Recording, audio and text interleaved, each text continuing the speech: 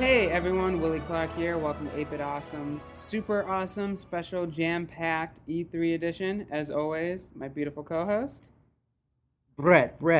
I'm like that guy from IGN. I don't know. He does that every time he's on his podcast. It's really douchey. Anyway, forget IGN. We're 8-Bit Awesome, and we're bringing you our breakdown of the 3 days we spent on the show floor at E3. Saw lots of stuff. I mean, we also saw lots of trailers and video stuff. We didn't get our hands on. Yeah, I kind of thought I was at like a redneck wedding. There were so many trailers. Hey, nice. that was actually pretty good. Did you prepare that? No, We don't write bits, guys. This is right off the top of our head. Off the top of my fucking head, yo. Yeah, that was pretty good. Yeah, so first, just a reminder, because I know that I'm sure there are a lot of people listening for this. There is a Gold Mario giveaway. No. There's a Little Mac giveaway. We already gave away our Gold Mario. Congratulations. We posted and notified the winner. And it was actually a Reddit person got it this time, which is really cool. And yeah, if you like our podcast, make sure to really and truly honestly check out the Amiibo subreddit, because I don't think me and Will would have all the Amiibos without it. Probably. Yeah, we really appreciate the guys at that subreddit who are literally, the second anything gets posted up on any website ever, it's there in 2 seconds. Yeah, which is great. So yeah, but for E3, we have a Little Mac. So make sure to share our podcast, tweet at us, hashtag 8BitAwesome, hashtag 8BitAwesomeE3. And make sure it's a direct or an @ reply. Yep, so we can see it. Like us on Facebook. We check all of our likes, and anyone who does any number of those things, so you can do it multiple times, will be entered to win our Little Mac. The more times you tweet out our podcast, subscribe, get your friends to subscribe. Those are all extra entries, and just make the chances of you getting Little Mac even higher. And we have a video too. We're starting to do video content, so check out those. If you actually comment on those videos, I think that's another way. That's another way. That's another way you can enter. That's another way. Yep, definitely. So pretty much any way you interact with us is another chance. Tailing this is going to be a pain in the ass, but we want as many people to get as many possibilities as possible. I mean, there is only one Little Mac, but we want you to, have the best possible chance. Best chance. We want to put it in. It's not completely random. The more things you do to promote our shit for us, the more chances you have of getting. We're lazy. We don't want to promote our stuff. So we are promoting. We're giving people Little Mac. So that's promotion. Yeah, that's promotion. So, but yeah. So I mean, we did make little videos that we're going to be putting up that kind of talked about our basics for each of the conferences. So we're not going to go into super big detail on a lot of that stuff. This podcast is more going to be the stuff we actually got our hands on and what we've been spending the last 3 days doing. But I do want to just, briefly go through some stuff at the conferences. Okay. Just so people don't. We'll link the videos. There we have like about a 5-minute video breakdown of every conference. But we're gonna do it again here on the podcast. Just a little bit in case you don't like video. In case you don't like video. Yep. In case you don't. Essentially, in case you don't want to see our stupid fucking faces. Yep, just listen fine. to this. That's fine. But yeah. So first, Microsoft was first.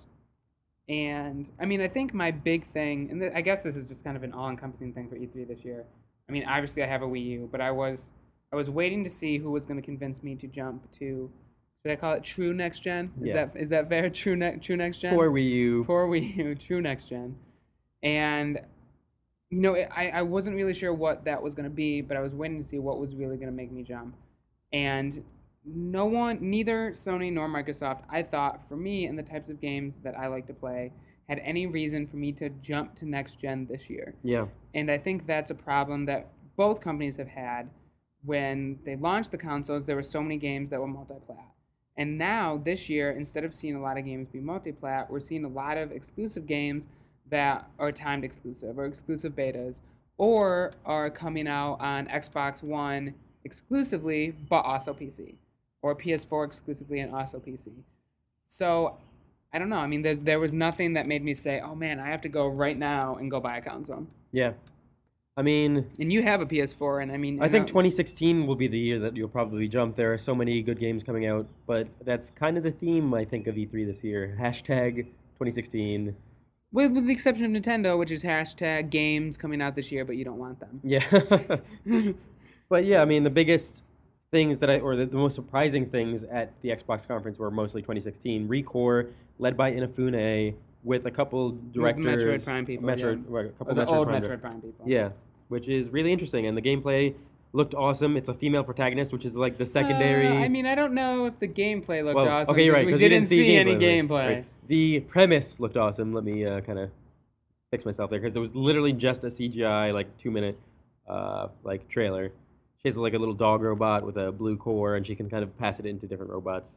Female protagonist. That's like another big thing this year at E3. It wasn't. I mean, it really just showed how much Nintendo's really missing the mark because Nintendo has a female protagonist that they have had for, a very, very Since long the time. NES, yeah. Since the NES. So they were ahead of the curve, and now this is the year that everyone has, these big, Like tentpole franchises games. using female protagonists. And Nintendo decided to take its female protagonist-led franchise and remove the female protagonist for it. Yeah, and make it into some sort of crappy blast ball. I didn't hate it. I didn't hate it. I hated it. We'll talk about that in the yeah, Nintendo we'll talk breakdown. about that in the Nintendo breakdown. But yeah, that was interesting. I mean, obviously, longtime listeners of the podcast will know that I was really, really hoping from something from Banjo. And I mean, we'd been getting a lot of hinting and teasing, and we knew Rare was going to show something. Mm-hmm. And Rare showed off Sea of Thieves, which is a brand new IP. Yeah, which is a brand new IP. And the cool thing, just a little bit of, I guess it's not really insider info, super nerdy info, that the intro to the trailer was very, very similar to the original trailer for Dream, which was the project that became Banjo-Kazooie. Which was another pirate-based game. Yes, right? which was a pirate-based game. Yep. So in that's case you weren't aware of Sea of Thieves, it is a Sea of Thieves is a pirate-based pirate-based game. MMO type. online pirate game. So it looks really cool. I mean, I said this before in the video, but to me, it looks like the best parts of Assassin's Creed 4 without the crappy parts of actually having to play an Assassin's Creed game. And I do think that game, also not until next year, will probably make me jump up. Rare is also doing Rare Replay, which is a collection of 30 of their games. It's kind of funny having a collection of Rare's best games with a lot of their best games actually removed from it, since, obviously they can't have Nintendo games, or games with Nintendo characters, I should say. There are Nintendo games in there. Yeah. Which is even funnier that there's now NES, and I think it's just the NES. I don't think there's any Super Nintendo. I mean, you talk to a rep, you think that Conquer is... and Conquer is the 64 version. Not the Xbox 360 yeah, not version. the Xbox and Xbox 360 version. So essentially, the Xbox One is going to have virtual console games that Nintendo doesn't even have, which is but kind they of don't own funny. the IP anymore, so No, they sense. don't. They don't. But it's kind of funny. But yeah, so there is that $30 for 30 games, which is really cool. They have a cool little CRT filter that you can apply to it, which is kind of. I mean, you like that sort of stuff. I don't think it's. I mean, it's kind of kitschy. I mean, I think it's kitschy. That's exactly what it is. Like it exists. Will is putting his hand down his pants right now. I'm not really sure. Why are you announcing this to the podcast audience?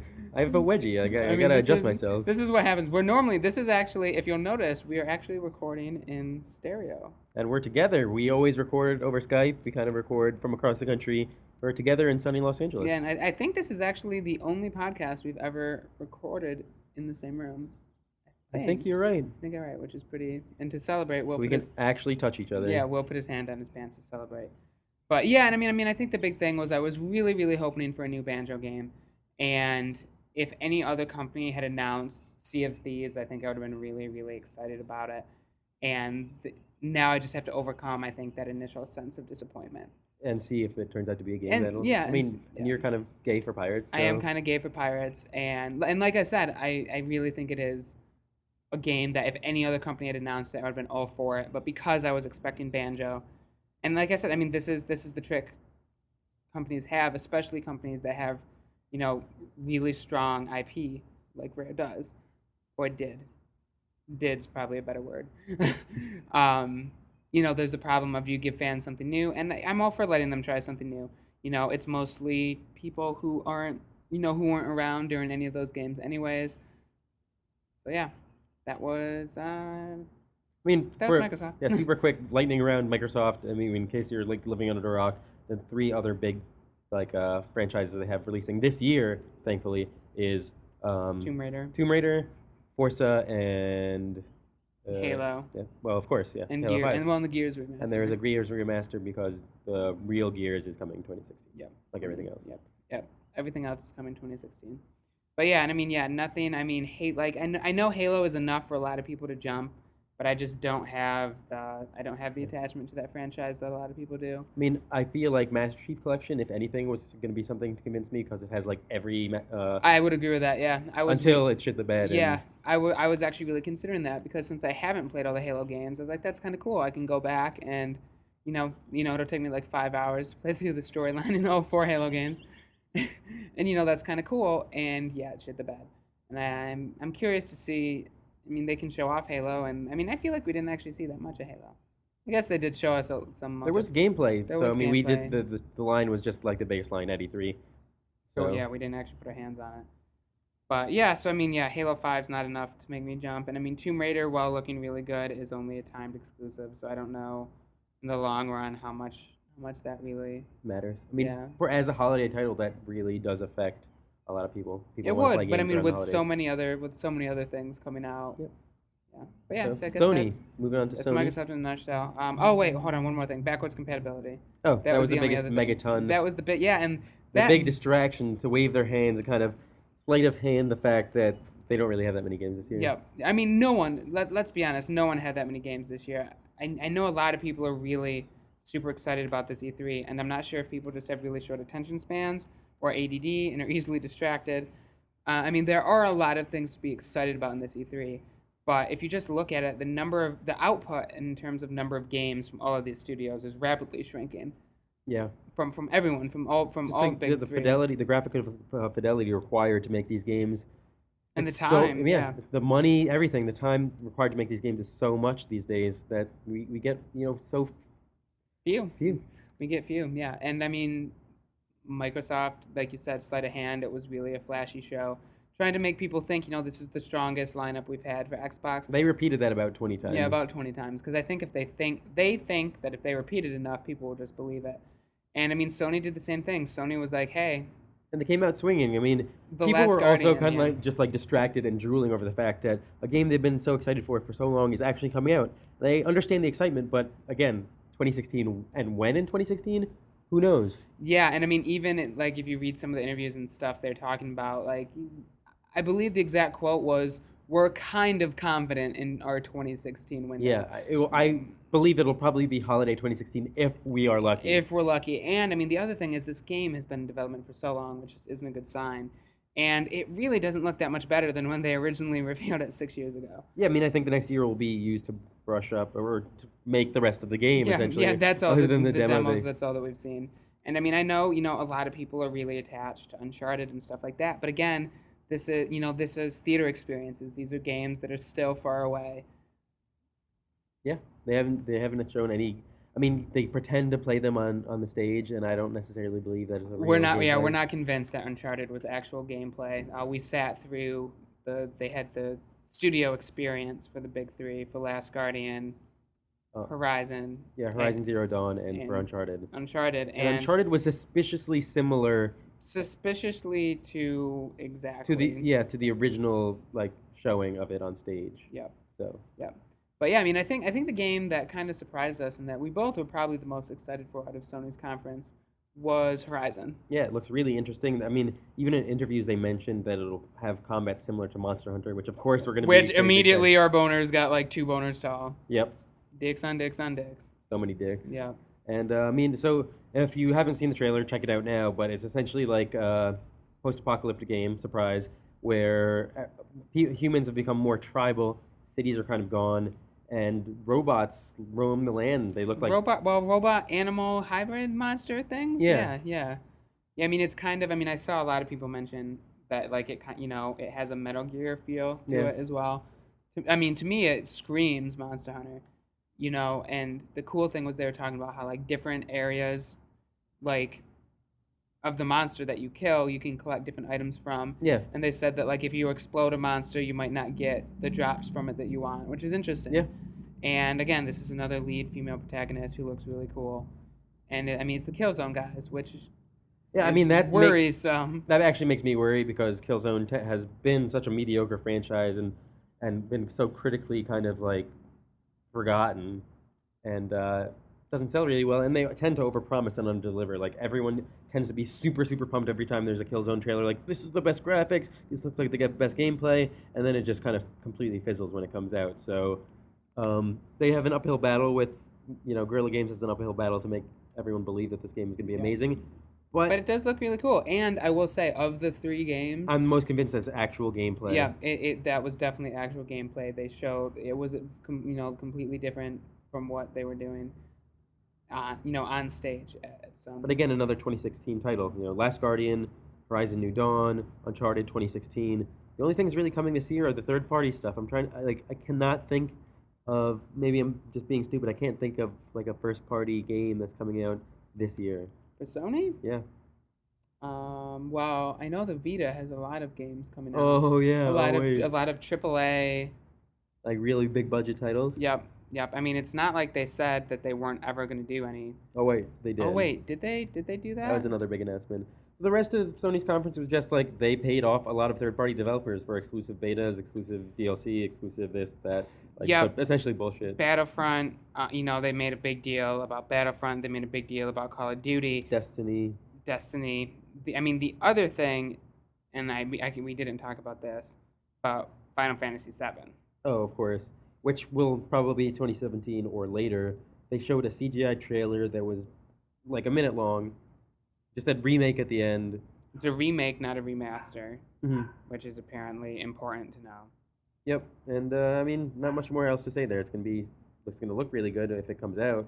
Yeah, and again, I understand, and maybe this is just because we're Nintendo people and not Sony people, but I understand why people are really, really excited about Sony's conference. But essentially, I forget who it was who summed it up in a nutshell for me. But essentially, they gave people a vaporware, an HD remake, Mhm. and a Kickstarter game Yep. that people really Oh yeah, wanted. Shenmue. We didn't mention that at all. And so people's mind exploded, and Sony could have literally sat on stage and fingered their own buttholes for the rest of the conference, and people would have called it the best Sony conference ever.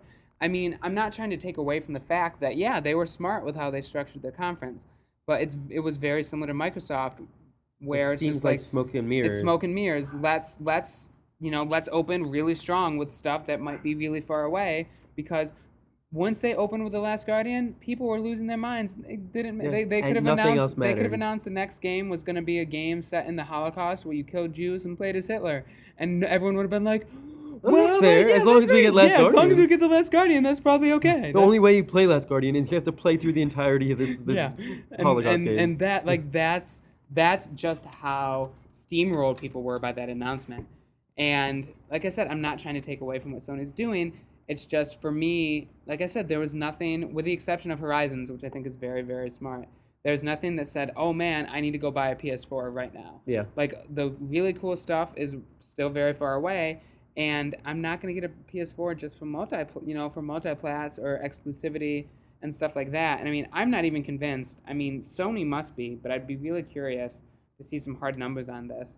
Like, if people actually buy a game on one system over the other because of like exclusive map beta pack. or map pack or I stuff don't like understand that. if the money that they spend on that Yeah. is really worthwhile. I really don't. I mean, one, I don't think there's that many people this early in the generation that have both consoles. And two, I mean, is it like, oh, like now more people like, oh, well, I'm gonna go buy a PS4 instead of an Xbox because I can get this map. Yeah. Like, I don't know. It seems weird to me. And the bigger thing to me is even some of it is essentially like, I mean, in Disney Infinity especially, like they made a big deal. They made a big deal about Disney Infinity getting stuff early. And like with that, like you're essentially, you're denying content. You're denying other people getting to play content that they're going to get by a month. Which is, does it matter? No, but that's what I'm saying. I don't really get if it matters, where instead I'd rather see them do something where, why don't you give that money to an independent studio and help finish a game that wouldn't get made otherwise? Yeah. Like, Or increase the quality of these kind of indie yeah, games like and to stuff like to that. me, that's a good way to spend money instead of just these like small little. I mean, but everyone had it. Both companies are doing it. Oh, we have this exclusive beta. Well, we have this exclusive beta. Yeah. Like, why don't you use that money to like actually help a game that might not get made get made? Yeah. And I mean, there was what was the blind game that looked really cool? Oh, that was an Xbox conference. that There were- Microsoft had. Microsoft showed a couple of really cool indie games. There was games. Cuphead you were really interested in. Cuphead. I forgot about Cuphead. I don't know how I forgot about Cuphead. Cuphead may be the most interesting game I saw all of E3. I mean, in terms of design, or just, I mean, in general? Like the game that I was like, that's a game I want to play. yeah. Cuphead. If you haven't heard about Cuphead, It's it's a kind Mickey of Mouse designed. Yeah, it's cartoon. designed in the 1930s, like Disney cartoon style, all hand drawn. Really, really interesting looking. I mean, I don't know if it'll play very well. So, But it I'm not looks as fun. excited as you It are. looks super cool. But that looked really cool. I can't remember the blind girl game for the, Yeah, I can't remember either. but that game also looked really cool. And yeah, so I mean, there obviously is cool stuff going on. But the biggest other announcement for me was South Park. This was Ubisoft's conference. I still actually haven't watched the entirety of Ubisoft's conference. Mhm. When you're at E3, you actually miss E3 news sometimes. Yeah. But after Stick of Truth, I never thought we'd see another South Park game in the same vein. And I'm actually really excited that, they're not the same developer that's not making the game anymore, because they tend to ship really, really, really buggy games. And, now it's Ubisoft San Francisco who's working on it. And But they're not a big developer either. What is their claim to fame? I don't know. That I don't know. But, I mean, the best parts of that game were really Matt and Trey, and the writing and the stuff that they were doing. And they, what they kind of said was, by the end of the last game, we figured out how to make a video game. Yeah. So we decided to make a second one. So hopefully it's good. It's the Fractured Butthole. Fractured Butthole. which is probably the best subtitle That's so stupid. for a video game ever. And it's superheroes instead of fantasy. Yep, which will be superhero weird. instead of fantasies, which is interesting. They have still said it's an RPG, so I'm curious how. I mean, there are plenty of superhero RPGs. You just Yep. like level up, gain Yep, new you powers, just level skill up. tree. So we'll see. But that, and Will is just rabid at this other game that I'm going to talk about. What game? Disney Magical Castle 2. Can we stop? No, Right no, here. we're not allowed to talk Yeah, about we're Disney. definitely- No, we're no. not talking about I Disney mean, we Magical don't know anything no, about it. Okay, Just Disney let me Magical say- Castle, shitty Animal Crossing copy. Got You announced. like it, and it was announced. It's shitty. No, okay. it's awesome. Okay, Everyone liked let's it. It move got on. really good Okay. reviews. Okay, So, cool. Nintendo conference. There are other conferences. Kingdom Hearts kind of looked. It okay. exists. Yeah. It's in development. Yep. They showed the trailer was gameplay. wasn't Yeah, it? but it said it was like at the end it was instead just of like in instead development. of like date or like whatever. It was like in development. Yeah, which like was- we just started this game. So yeah, and then Nintendo. So they didn't announce anything, and that's the end of our discussion. Yeah. Okay. Bye, guys. Talk to you later. No, I mean, we've been following Nintendo for a long time, both professionally and non-professionally. If you listen to us, you probably listen to us for our Nintendo Yeah. coverage because that's 90% of That's what we 90% of what we do, and without a doubt, this is the worst E3 Nintendo has had that we've been to. that we've been to. I'm gonna say No, get ever. out of here. It was way worse than 2008. No, 2008 with the drums and Cammy Dunaway. But we got a real Animal Crossing. So what? So what? That's fine. That's fine. So what? We got okay, a I don't good, care. no. Anyway, This this is one. This is one. cutting me off. This is one of the worst. Yes. We can both agree this is one of the One worst. of the worst. E3s. And I for mean, I think the Nintendo. problem is that it's not that Nintendo has an awful holiday lineup, because they have a decent, if not good, if not the most exclusives coming for any system in this holiday lineup. That's not the problem. The problem is Nintendo has weirdly got its head up its ass about what E3 is for. So Reggie's gone on and talked about how, they've decided that the best use of E3 is not to get people excited for games that are a year away. It's to get people, time with the stuff that's coming close by. And I agree with that. Like To kind a of certain extent. exactly. The problem is that these holiday titles that they're giving us this year are games that have all seen multiple E3s and have been announced for a while. Yeah, Mario Maker was shown off last E3. Yoshi was shown off last E3, and in a January direct in 2013. Yeah. 2013. So Yoshi's been around for a while. So essentially what Nintendo did is, when they had no games to show for the Wii U, they showed stuff that was really far off. And now again, they have no games for the Wii U, and they've decided to not show stuff that's really far off. And most people seem to think that's because most of the teams have already transitioned to NX stuff. I think that's ridiculous. I think they're not. I mean, Reggie confirmed that at least through 2016 they're going to be supporting the Wii U because, well, Zelda is coming in 2016, and it's going to be confirmed for the Wii U and not for the NX. I think it's weird because Nintendo obviously has been doing it very differently, and the transition is hard because we're used to them doing it a different way, and other companies do it the exact same way as well. So we're all bitching and moaning like, no, no, no, no, we want to see everything. We want to know stuff for years, which can kill hype. But anyway, so it's definitely still a very hard transition for fans. I mean, especially when it seems like at the drop of the hat, they go back and forth at each E3 whether or not they're going to do that or not. Like we said, some of these games have been shown for a while, and it just boggles my mind that Nintendo decided, yes, let's spend another decent chunk of time on Yarn Yoshi in an E3 presentation instead of like showing a teaser for Zelda. Like that just boggles my mind, and it's weird because Nintendo's now in like they're in last place. The Wii U's doing horribly, and they need to have people excited about the future of the console. Yeah. They can't just have people excited for this year because I mean this is weird because in an interview with the Wall Street Journal, Reggie said it has sounded like he confirmed NX was a home console, but then he also said they asked him about the Wii U sales and how it was doing with everyone else, and he's like, well, you have to look at worldwide, and we are doing better worldwide. But then he also goes, but we're also really early in this generation still. But if you want people excited about the longevity of your system, you have to show off the longevity of your system. And I mean, and we were talking about this before, after our walking home from E3. Nintendo. Shoot, I kind of lost my train of thought there. Okay, that's fine.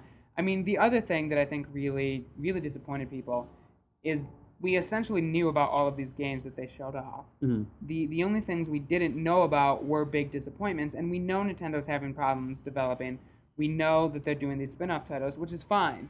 Spin-off titles are fine, but when that's the only surprise you have at E3, yeah, and it almost seemed like these particular surprises were especially like sensitive to to the fans. So one was Animal Crossing Amiibo Festival, where we've been kind of rumored and expecting a full-blown Animal Crossing Wii U version. I mean, that's just the trend that happens with Animal Crossing. We get a handheld and we get a home console version a couple of years later, and then there have been rumors.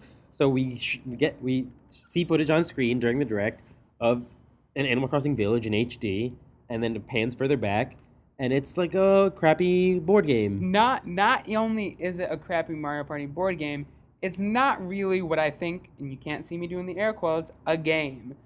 No, we watched the Treehouse Live extended breakdown of what this game, again, I'm doing quotes in the air, is, but literally you roll a die and you move your character around a board, and there are branching paths, and you can either land on one branching path with a good, with something good happens to you, or a branching path where something bad happens to you. It's a binary choice where there is one clear right answer, and it gives you the right one is blinking happy, and your character has a smile over his face if you select that one. It's there's literally no way to make the wrong decision, and you just roll around and you gain happy points and you gain coins, or you can accidentally click the wrong side and lose happy points or lose coins. Yeah, a completely binary non-game. I mean, supposedly ridiculous. It's free to play, but even if it is free to play, I feel like the opportunity cost of Nintendo's developers wasting time on this rather than developing an actual Wii U Animal Crossing. It's fucking ridiculous. And I mean, here's the thing. Like Will said, we have heard rumors of it being free to play, but there's still, I mean, we've seen an officially announced retail bundle. I mean, yeah, they're trying to push Amiibo, and that's fine, but people have to buy the Amiibo to use this game. We know that too. Yeah. And so, I mean, I feel like they just tried this with Mario Party and the Mario Party Amiibo, and maybe those did really well for them. Or maybe people just bought Amiibo and no one fucking bought Mario Party. I don't know. I mean, the board game looks crap. We've heard that there are other modes. I mean, I don't think those exist yet. I think this game is really one of the many rushed games. Nintendo, this is a very different Nintendo than a few years ago. Even just 2 years ago, I feel like. Yeah, they delayed Pikmin time and time and time again. Yeah. When they needed software, and now they're like, we can't delay games, we have to shit them out. And I mean, I don't mind having games be budget titles. I thought Kirby was a shorter title. You can make shorter experiences, but making that's what they did last year with Kirby and Toad. Yeah, but I don't mind shorter experiences if that's what they need to do to get games out. But crappy experiences, not polished experiences, that's just so different to what we're used to from Nintendo. Yeah. And I mean, even I know you're really into Star Fox. And I mean, they announced Star Fox, and that was a big deal for a lot of people. But this Star Fox version, to me, and even playing it, it's so anemic, and it's such a shell of what Star Fox could be. I mean, again, I think it's relatively early, I which think is it scary is considering really it's early, coming but out they this fall. say but they're gonna try to rush it to get it out this fall. I I mean, mean, it has no online, it has no co-op, it has no multiplayer of any type, and I mean, just playing the game, like graphically, I will say it looks better than it did in the direct. It looked really shitty in the direct. The graphics look better when you're actually playing it, but there's no enemies on screen, which for a Star Fox game is batshit bonkers. I mean, I've heard the reasoning potentially being that it's running two separate screens at 60 frames per second, So who and cares? it's draining the Wii U. Don't run at 60 frames per second then. Yeah.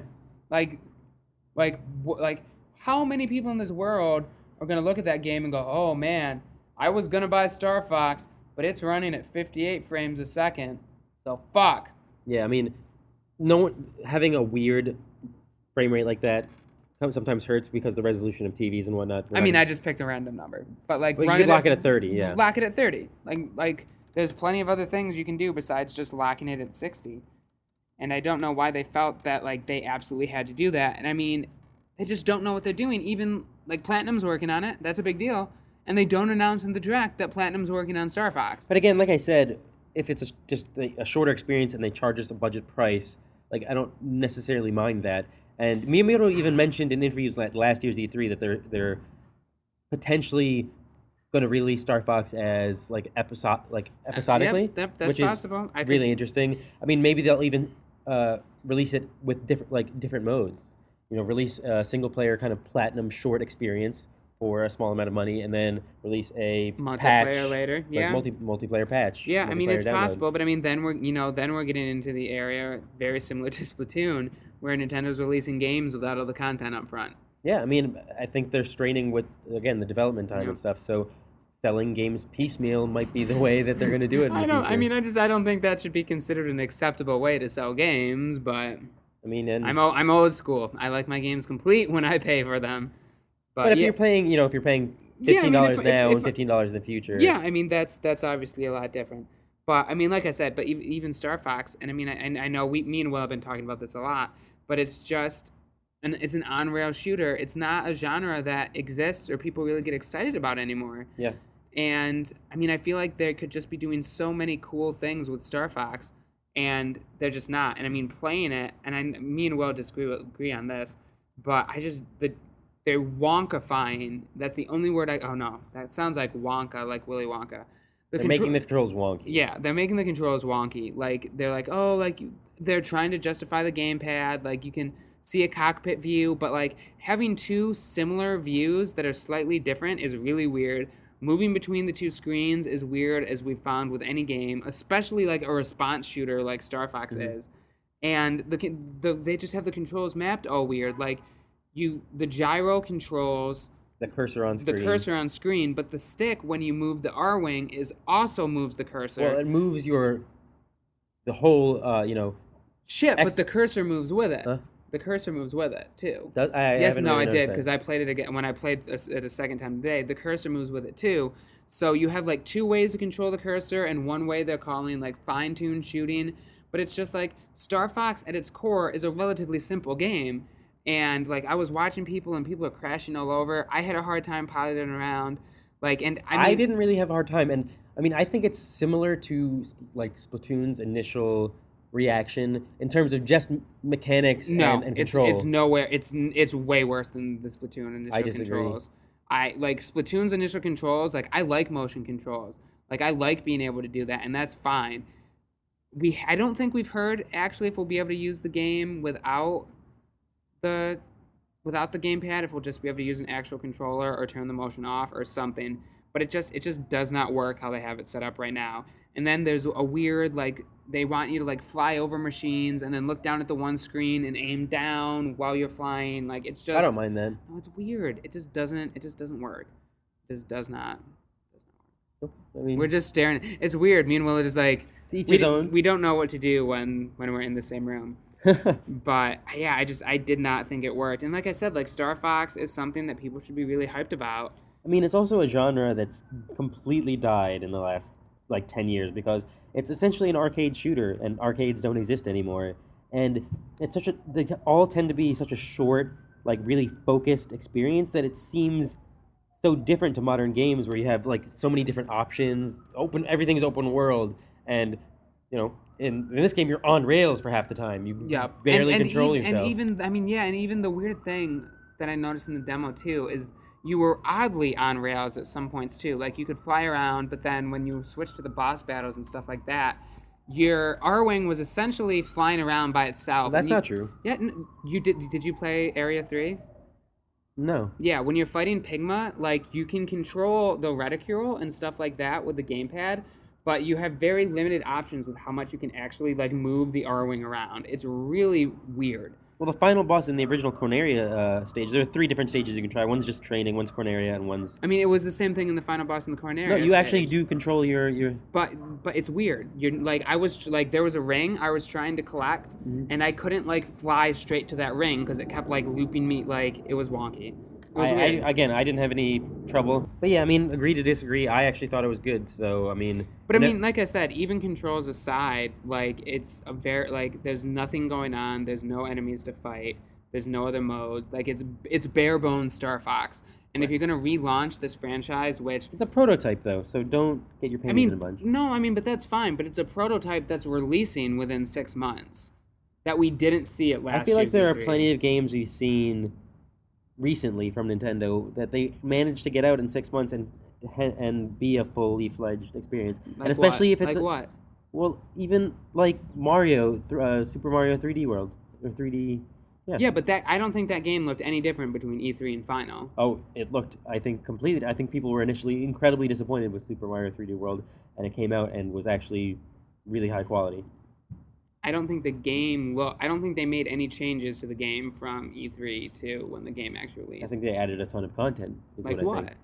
Just like a ton of new levels. The initial trailer showed like the Cat Mario suit and like a couple of stages like using the Cat Mario suit. Yeah, but I mean they're not going to show all 8 levels. Like no, but usually they have like a sizzle reel of like different mechanics, different levels with cool things. And when they showed the final sizzle reel, there was like the Donkey Kong type like silhouette levels and like a ton of different mechanics that just didn't exist. I don't know. I don't think that's true because that like in a game like that, you're not going to show like this is the first level. Like that Corneria level is probably the first level of this game.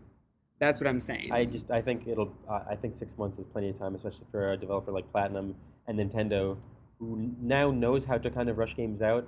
And if it's a short arcade, it's an arcade shooter, it's going to be like a 4 to 8 hour experience. That's fine. I mean, that's fine. Not if they're charging $60 for it. They're not. Don't worry, they will not. I'm worried. And but like I said, mostly my thought is it when you're relaunching a franchise that's been gone for a while, that hasn't had a good game, essentially since Star Fox 64. Mm-hmm. This is like you need to make it exciting and you need to make it new, and like their whole thing was like transformation this year at E3, and I'm like I feel like you're showing us like the very bare minimum of what barely passes for a Star Fox game.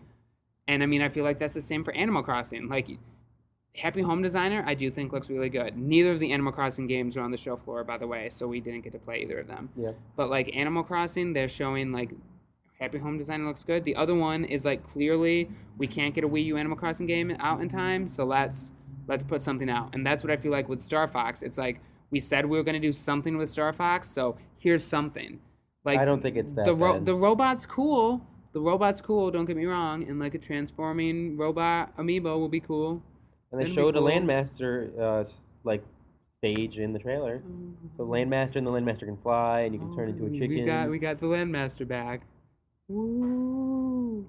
So now there's 3 levels confirmed for Star Fox. I don't know. I said, I mean, I'm a much more optimistic, guys. I think it played really well. I think it takes you a couple minutes to get used to the controls, but I actually think, honestly, that it makes for a very different gameplay experience that you've never really experienced before, and it's not that bad. No, I'm still concerned about the amount of content and the amount of things on screen. I think that will hopefully be addressed.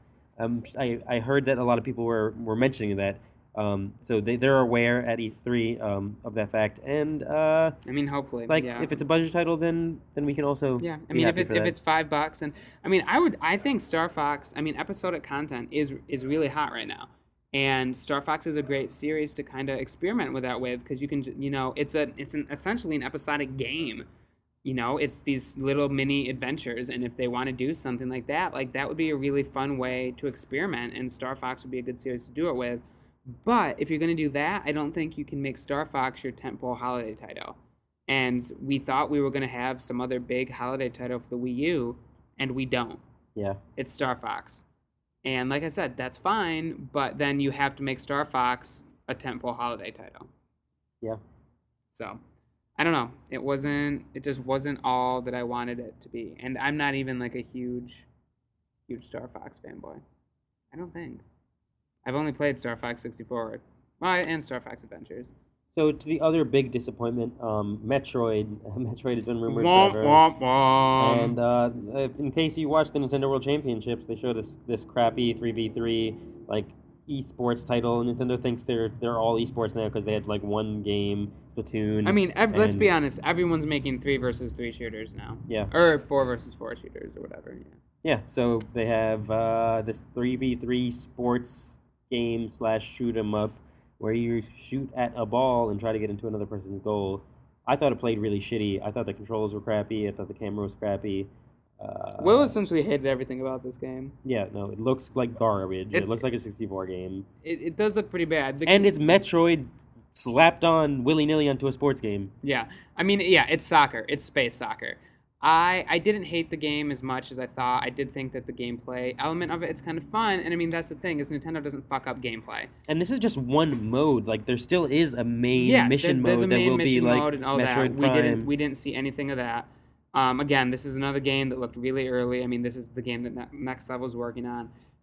There are a couple weird things I do want to point out about it. One, it's weird how they said that they made this game for the C-Stick and the new 3DS. This is where the idea for this game came from.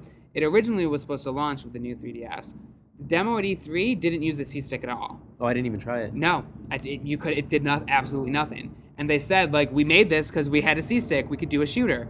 And instead, I believe if you held R, you could then use the gyro to move up and down, where before you could only move left or right. You couldn't actually aim higher or lower, which is weird for a shooter. The other thing that I did notice, sneakily, this is really sneaky. Cool. I don't know if anyone else. No one else has noted this, and I've tweeted it at a couple of the bigger outlets. So if they pay attention to me, we'll see what happens. Mm-hmm. In the menu, there was an option to mute team audio, which many would think would hint at the game having online voice chat. Otherwise, I have no idea what team audio you would mute. Yeah. So that's kind of cool. That's a big step up for Nintendo if that's true. Yeah, even if this results in Nintendo experimenting with voice chat and bringing it into other games, like it's worth this game being made. Yeah. But I mean, like I said, it's just weird to me that this game was originally supposed to be a launch title for the new 3DS, and now again, and apparently Nintendo's okay with showing some software that's not coming out until next year, because this game isn't coming out until next year. Yeah, but, I mean, there's a lot of games not coming out till next year. A lot of games not coming out till next year. But I do want to say I do kind of feel bad for the people at Next Level Games, because obviously this is something they're working on, and there's been and people are making assholes are making a petition to cancel it, and don't buy it. Like, no one's making you buy this game. And, I mean, they've said that, they want to make another Metroid Prime game, but those take 3 to 4 years. Who knows? Who knows what'll happen? But, yeah, so, I mean, they're clearly okay with showing some stuff that's not coming out until 2016. Yeah. I mean, obviously they said this is the only stuff that's 2016 will be early 2016 stuff. But it's still bullshit. Yeah, that's pretty much the breakdown. Like, honestly, the Nintendo booth was pretty barren. Oh, and we forgot Zelda. Oh, well, I mean, there's, like, this knockoff Zelda 3v3, I mean, not 3v3, it's like a Four Swords adventure with only three people. This one does not have voice chat because, god damn it, I mean, at least it's online. Thank God it's online co-op. But it's almost even worse because they were like, well, we realized that with voice chat, the good players were telling the bad players what to do. Oh, that's such a bad thing. You can coordinate. And, I mean, we were playing this game. Good players can tell bad players how to get better. And teach them, how to get better. Mechanics. And so it won't have voice chat, which this game, I don't know how it can possibly be played without voice chat. This is not just trying to beat some voice chat dead horse. This is just the fact that this is a cooperative game that's tricky. It actually is tricky. And I thought the puzzle mechanics were really cool. We were playing the puzzle mechanics, and again, this is, as usual, it's a 3DS game. It looks better in person than it does in the Direct. It's built on the Link Between Worlds engine. So it looks pretty much exactly Yeah, like it looks like that, which is good. That game looked good. And I didn't love the art design, but whatever. I know you didn't. I liked it. And Link can cross dress, which I know people are excited about. um, but yeah, but like for a game like this, like we were having a hard time just with the three of us being able to coordinate what we were doing in the same room, looking at each other talking. Yeah. And instead, we have these little dumb Link emoticons that take up the bottom screen that they're all super duper excited about. But that's just not. I don't know. I mean, the 3DS doesn't like has a decent at best like lineup for this holiday. That might be stretching. There's like 2 or 3 games coming out. So yeah, both systems are really stretching for content this holiday. Wii U is actually doing better than the 3DS. Wii U is doing better than the 3DS. They have, if everything comes out, they have 4 games across 4 months. Xenoblade, Mario Maker, Yoshi, and Star Fox, which is a really, really strong holiday lineup, all things considered. And Amiibo Festival. Amiibo Festival, fuck that shit. But having played these games, like I am excited for what's coming out. But like I said, I mean, I think people just expect some element of surprise. And when you just show off the games that people already know about, there is no element of surprise. And so, like, yes, I'm excited for games that are coming out that I'll be able to play later Yoshi this year. Yoshi will probably be the best Yoshi looks, since the original. We played Yoshi. Yoshi looks really good. But I have nothing to be excited about past that for the Wii U. Yeah, and I finally remember my thing I was trying to say before. But, like, this is the one time that non-Nintendo fans are paying attention. I think Nintendo thinks now that they have Directs all the time, they can treat E3 just like another Direct. But this is the one time mainstream media is going to be there. Non-Nintendo fans, Xbox fans, and PlayStation fans, I think they do watch the Nintendo E3 conference because it's such a big deal. You know, E3 has such, gravitas. Yeah. So it's got everyone is paying attention. CBS News, general media, everyone is there. So, like, you have to bring out the big guns. You can't just say, here's the next stuff we're going to be showing for the next 6 months. Our fans pay attention. They pay attention to the Direct in January. And this is just the next little Direct. Like, they need to show Zelda and have people talk about Zelda and have people talk about Nintendo. They do. I mean, I think they don't understand quite how important word of mouth and hype is at these events. And I can completely understand saying we don't want to be part of this, deceptive hype train where we're just doing trailers and not showing gameplay. That's fine. But if you're even going to show up at E3 at all, you need some level of that. You need people excited about your products. Mm-hmm. And I have never, and I mean, we do take it personally. Like, me and Will were legitimately upset the first day of the conference because of the Direct, and there wasn't anything else to get excited about. And I mean, there are ways to make I know Nintendo likes to spread out their announcements, and I think other companies have been doing similar things because it's hard to be heard over the noise. There's so much stuff announced, it's hard to be heard over the noise. But when you are Nintendo, when you are one of the big 3, when you make Zelda, which is like, even non-Nintendo fans take notice when a Zelda game comes out, there are ways to increase that hype. Super Smash Bros. Is one of the biggest franchises in gaming, and they kind of just spread that announcement out, and they kind of just like hit it. Yeah, the Smash stuff was really weird because Ryu, that's a big announcement. A big announcement they did like nothing with. Like, they're just like, oh, here's another plane.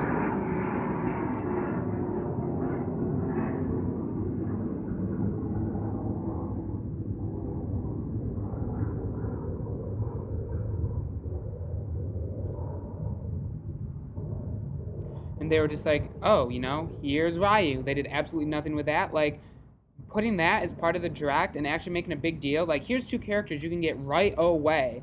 Like, Roy and Ryu. That's fucking awesome. Like, make a big deal about working, with Capcom on another character. Make a big deal about Street Fighter.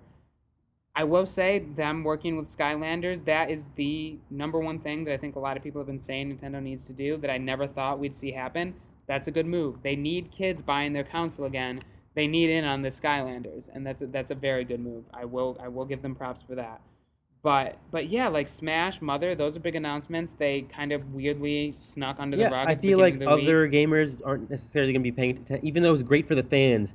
Other gamers, non-Nintendo fans, like when you're preaching to the same audience the whole time, these fans are the fans that are going to be buying stuff anyway. So you don't need to, especially around E3, you don't need to cater to us, the diehard Nintendo fans. Nintendo World Championships was great, but like Mother 3, I feel like other gamers might be interested in that. Keep it for E3. Smash, other gamers might be interested in that. keep it for E3. Not everyone's gonna watch every Treehouse, every Nintendo World Championship thing. I mean, I'm fine with them spreading stuff out. I just feel like everything was really disjointed. Yeah. Like, they didn't even mention anything about Smash in their Yeah, regular they could have direct. reiterated. Like, yeah, like, hey, like, remember this? Like, get really excited about this. Like, what's going on? I mean, I think the other big thing that they have to realize is the media narrative right now is Nintendo's in last place and doesn't know what they're doing.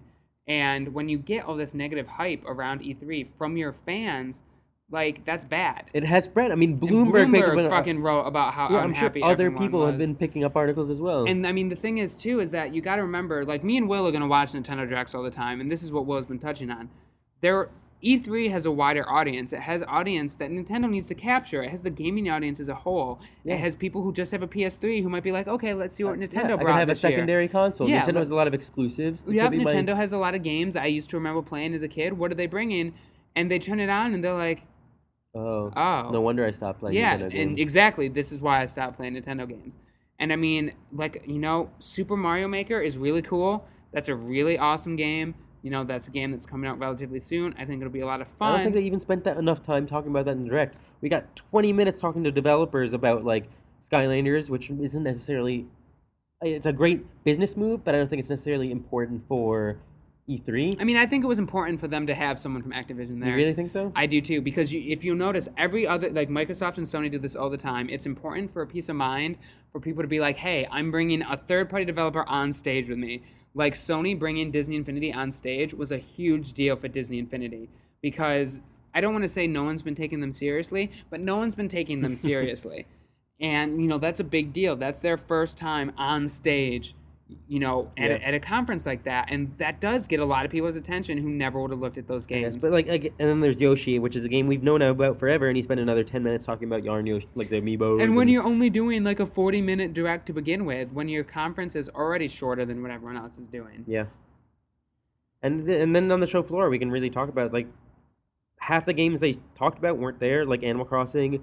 Chibi Star Robo was. Yeah, Chibi Robo actually doesn't look that bad. Yeah.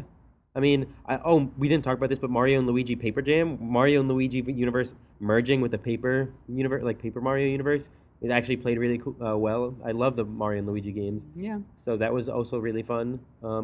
That's also next year, though. Yep. Yeah, so Nintendo just didn't know what they were doing. They clearly have no problem announcing some stuff that's coming out next year. I think the thing that we are most butthurt about, and pretty much everyone else is most butthurt about, is there is no reason that Zelda couldn't have been at E3. Every Zelda for the last 3 Zeldas have been 2 E3 Zeldas.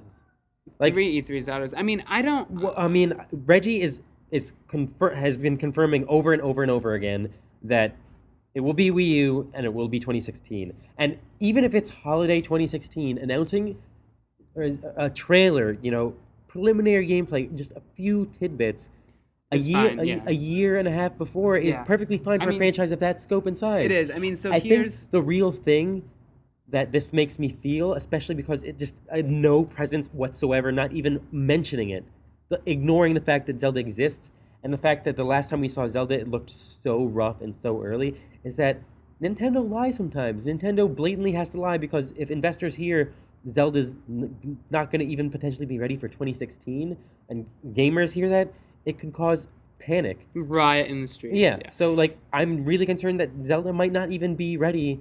I agree. For next holiday. I don't think Zelda will be ready for 2016. I mean, here's my thing, and there's 2 parts of it. One, I don't think it's entirely fair when they said that Zelda wasn't going to be here for people to be mad that Zelda wasn't here. They said that they weren't going to talk about Zelda because it wasn't coming out this holiday. They specifically said that to lower expectations so people wouldn't be mad about it. However, I agree with all of the other rationale, which is you need to build momentum for a console. And if people see we've got a good holiday lineup coming out this year, what am I going to play in January? What am I going to play with my kids next year? No idea for the Wii U. We have literally absolutely no fucking clue. You need those games to hope for, to wait for, to want. And Reggie said showing Zelda now would have created more frustration. Why? Because it's not ready to be shown at all, and it's going to be a couple years away still. I don't think a couple years, but 2017 is 2 years. Like, I still, and I said this as soon as we saw Zelda, I was like, there's no way it's hitting 2015. Yeah. And I mean, it's weird. I mean, we mentioned this earlier in the Wall Street Journal article. He said that like we've announced that we're working on our next home console, which I'm assuming is NX. And I mean, obviously we know they start working on it as soon as the previous one's done. So yeah, knowing that they're working on it does not mean anything, and it doesn't mean that there's not also a portable NX. But just the fact that he says, yeah, we're really early in this generation still, but we're also working on this, like it's weird. Like it's this, it's just weird. Well, Nintendo is just scrambling. There's a lot of mixed messaging, and frankly, they don't know what they're doing. Like they succeed sometimes. I don't think they know why they succeeded with Splatoon and why everyone was so excited about it. They don't understand what about these games is making fans happy, and yeah, they just seem out of touch. They're just not. I think that is the thing I will say is Sony gave their fans exactly what they wanted. And I think Nintendo knows what their fan wants, but Nintendo's big thing, and I do agree with this, is that most time consumers don't actually know what they want. They want to be surprised. They enjoy these things. And, you know, that's what Nintendo aims to deliver, and I'm fine with that. But you also have to give them some of what they do want. Yeah. And they didn't do that. You know, they had to have. I mean, and they had to have known those surprises weren't really good surprises. Yeah. The two big surprises were Last Ball and Animal Crossing Amiibo. And Mario Festival. Tennis, which also Mario Tennis looks so early and anemic too. Yeah. And also I'm pissed because it means Camelot's not working on Golden Sun, but Yep. that's more of a personal vendetta. But that aside, I mean, all of these games look like bare bones minimum, not super exciting versions of games we've seen before. And you can look at our our previous podcast, but there should be enough developers that these games should be either further along, look better, or like I don't know what they've been doing. No. I mean, I know they're maybe mobile games are cannibalizing some of their developers, but they really. But that's relatively recent switching. Yeah. Yeah. I don't know. Yeah. I don't know what they're doing. Yeah, it's a rough time. Like I said, this is definitely the worst I've felt as a Nintendo fan coming out of E3. And I mean, the good news, and it's weird calling this good news, is I mean, Iwata did tweet, you know, that like kind of apology, but then Reggie said he wasn't apologizing. But I think that Nintendo, after this E3, is really going to self-reflect. Because I think they were surprised. A lot of people were like, they must have known that these announcements weren't going to be good. But I think Nintendo created games that they generally are excited about. I think. I don't know. I don't know. I think. And so I think when they got this negative reaction, they were like, what's going on? And I think some of that is, I think the company structure is they're surrounded by yes men. And they're like, yeah, like this is awesome. Like this is really cool. Like we know NOA doesn't always stand up to Nintendo of Japan. And maybe no one in NOA has the balls to say, you know, we don't think Metroid's the best fit for next level games to be working, you know. Yeah, or we don't think these games will really strike a good note at E3. Yeah, like maybe we shouldn't spend all of our E3 talking about them. Like maybe, like you said, showing some of the stuff with Mario Maker, even though we've seen it before, Mario Maker is probably my most hyped Wii U title this year. Yeah. And I mean, we were talking about this before too, but I think Nintendo realizes that its core hardcore fan base is really, really important to it these days, because even though this is the worst selling console and will probably be like significantly worse selling than even the GameCube, that they finally crawled out of like negative sales into profitability on the shoulders of their hardcore diehard fans. That's true. And I mean, the other thing that they really keep hyping and hammering home is they have the best rated exclusives and the highest number of them on Metacritic. And I think that's an interesting metric to use. And I think it's a metric you use when you can't use sales. Yeah. But, I mean, I think that's the thing is Nintendo's like, look, we may not be selling the best, but our fans are still really happy. We're still giving them awesome, high-quality games. And I just don't think that's true this year. And I think that was true last year. Yeah. So even if they can be happy that they've been delivering good games to us, like, they look at the fan base now. All you can see is complete negative reactions. Sometimes overreactions, obviously, like the change.org stuff is ridiculous. Like, yeah, fuck those people. Yeah. But, I mean... But people also, I mean, people have a right to not be happy with what they're making, but they don't have a right to be entitled about it. And I think that's the difference. This is entertainment, this is game company, and it's supposed to be fun. And I do still think that Nintendo does make these fun games. It's just people wanted more. And, I mean, Nintendo's talked about that, how insufferable and unsatisfiable their fans can be. And that is true, but you like... It doesn't make sense to then say, oh, but we're also just holding Zelda back. Like, they've said that they have a Zelda trailer ready to go at the press of a button, and they just didn't show it. And when you have an E3 that's already this, the best way to describe it is anemic. I was half expecting, given all the bad publicity, that on the last day they'd just like stealth launch a Zelda trailer, just put it up on YouTube, Yeah. like something to get any type of negative publicity. But instead, I mean, like I said, Nintendo has games coming out. They'll be good games, but they're not making waves and they're not revolutionary. And that was the same thing that happened last holiday, with the exception of Smash. Everything else Nintendo putting out was good, was decent. The fans were really happy, but it wasn't turning heads. And they can't they're keep doing not a lot of doing different that. things. Maybe they're paying attention too much to Amiibo. Maybe they're paying too much attention to other things. I mean, that's true, but even I was kind of surprised. They even seem very conservative with the Amiibo for this year. Yeah. Unless they announce more stuff, which is possible. But I mean, they gave us a schedule of their Amiibo plans throughout early next year, and they're finishing out the Smash waves. We know that. Well, there's some big waves there, and I mean, there takes are a lot to produce those. There are, and I mean, that's not what I'm not disagreeing with you. It does, and they're tripling and doubling and tripling their Amiibo production, which is great. But I was expecting them to really double down on Amiibo. And I mean, we got Chibi Robo, which we knew about, but the Animal Crossing set, I think the Animal Crossing set's going to be what pops the Amiibo bubble, because people aren't going to buy those for that game. Some people might buy them, but they're not going to be flying off shelves like Smash Brothers right was. now, Amiibos are still in the the collector type market. So I think people buy them just because we've never had figures of Animal Crossing games, true. and people love Animal Crossing. And that's true. Even if you don't need to play, like people aren't playing the Smash one. People aren't playing them. I mean, that's true. But like I said, I mean, I guess I expected like them to be like, oh, like here's like huge plans for Amiibo. I mean, I know you thought we'd see an Amiibo game, and instead it's just like, oh, well, we're gonna finish out the Smash line, and then here's this Animal Crossing. Like they're being very conservative and very careful on some fronts, and then we have to get something out just to say we're getting something out on the other. And we'll have games to play, but I mean, I always feel weird because I feel like this is the same feeling I felt after E3 last year to some regard. Is I've got a good backlog. This is going to be a year for me to finish backlog. Last year was a much better E3. I mean, last year was much better. But, I mean, I'm going to get to catch up. I'm going to have time to play Bayonetta 2 now. Yeah. Maybe I'll have time to play Wonderful 101. But it's just you can't depend on stuff like that. And yeah, I don't know. This is definitely the most... And it's weird because a lot of people are really hyped. But I think that's because a lot of people are really hyped over trailers and stuff that's a long way out.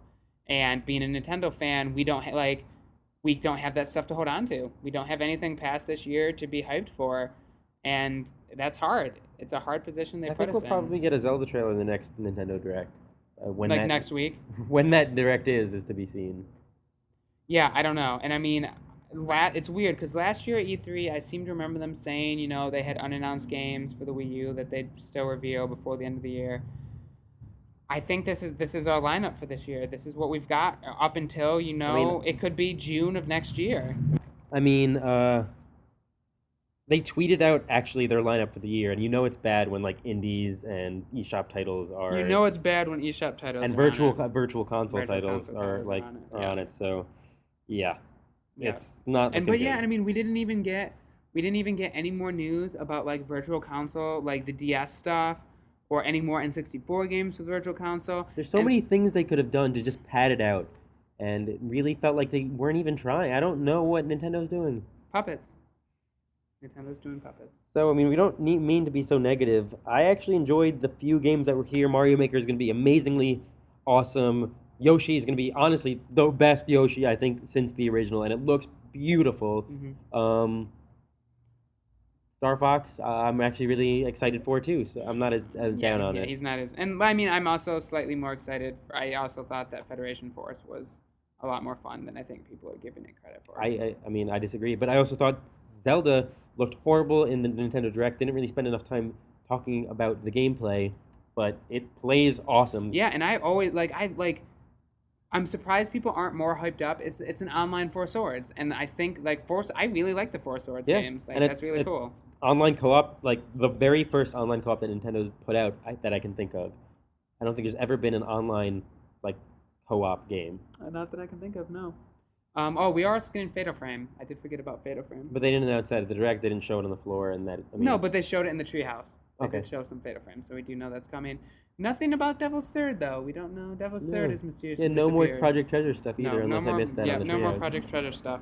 But I mean, even like I said, like with the Smash stuff, they just show it off, and then They don't even say, "Yep, we're still making some more characters. We'll announce later," or "Nope, this is it." We just don't know. We have no idea, and yeah, it was just, it was not. This was not a good year to be a Nintendo fan. No, not a great year either to be just a video game fan in general. Thanks. Maybe next year. Yeah. Thanks for listening, guys. Yeah. Make sure to check out our videos, and we're gonna have some screen video footage we're gonna be putting up from some of the games of us playing them and trying them out. So please check that out. And also, still remember our contest for Little Mac. And oh, one last thing. Kind of want to mention this because I was kind of pissed about it. I don't know why. If it was just pissed because you're not interested and you think we're self-promoting assholes, that's fine. But on Reddit, our last giveaway was downvoted. I've heard previously on Reddit posts that people downvote it so other people can't see the contest and they have a better chance of winning. If that's the case, if we're downvoted and we get negative karma, I'm just going to say Reddit votes don't count. Don't be an asshole. Your vote will not count if the entire post overall is negative. And we'll use Facebook likes and we'll use other stuff. Don't be an asshole. If people think we're self-promoting assholes and we get downvoted for that reason, then also like the contest shouldn't matter because people don't like us. I think that's fair. I mean, I don't know about you, Willie. No, I mean, I think that's a little harsh, but yeah, I mean, don't downvote us to. I think we just have to trust people. Don't downvote us just so you win. Can we tell if people downvote? Like, if they comment, do we know who downvotes us or no? No. Oh, well, okay. If you downvote and then comment because you want to win and you don't want other people to see it, you are a horrible, horrible, horrible person.